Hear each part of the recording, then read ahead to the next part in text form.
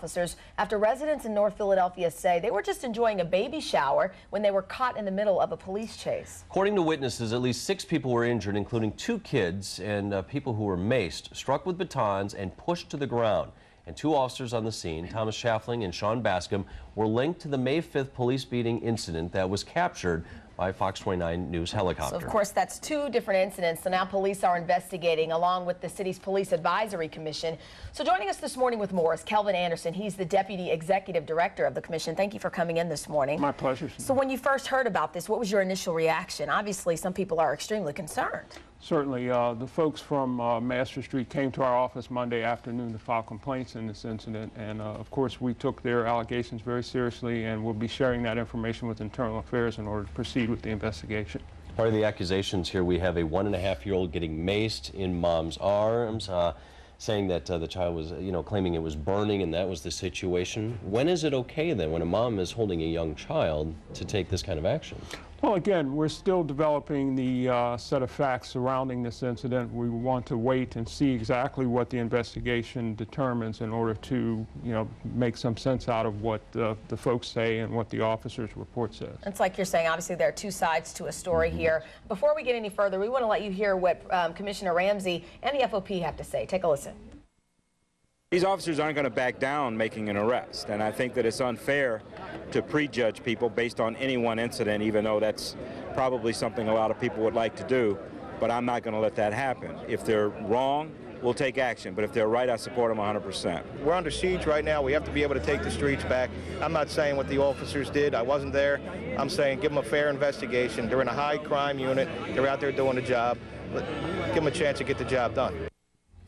What is the status of the officers who were involved in this, as far as the ones that were also accused of being involved in the May 5th incident? I think that's a bigger concern here. People are saying, okay, if these officers were involved in that, whatever the repercussions were for that, and then they're involved in this one again, it just seems like, I think, obviously a pattern that they're nervous about. So what are you guys asking for as far as those officers are concerned? We've asked that one of the officers involved in this most recent incident be taken off the street. Obviously, that's Commissioner Ramsey's decision. It's our job to restore confidence in the investigation process in this city.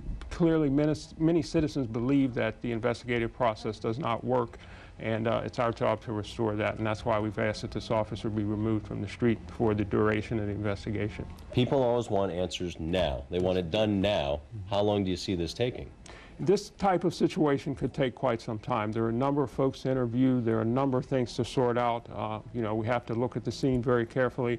It's hard to put a date on that, but we're going to do the best we can, and certainly the police department will do as well, and we'll work alongside them to figure this out for the citizens and for the benefit of the officers involved. To wrap this up, I remember when Fox first aired that exclusive video from Sky Fox of that May 5th beating, there was such a polarizing reaction to that. Some people thought, frankly, we shouldn't have been showing the video in the first place. To respect to the police officers, they have a tough job. Other people were outraged, saying the police officers shouldn't do this. Sometimes there is such a divisive it's such a divisive issue. And you're kind of a liaison between the community and the police officers. What do you see going forward, and what would you like to say coming out of this? Because I think, once again, you've got people on both sides of this who are upset.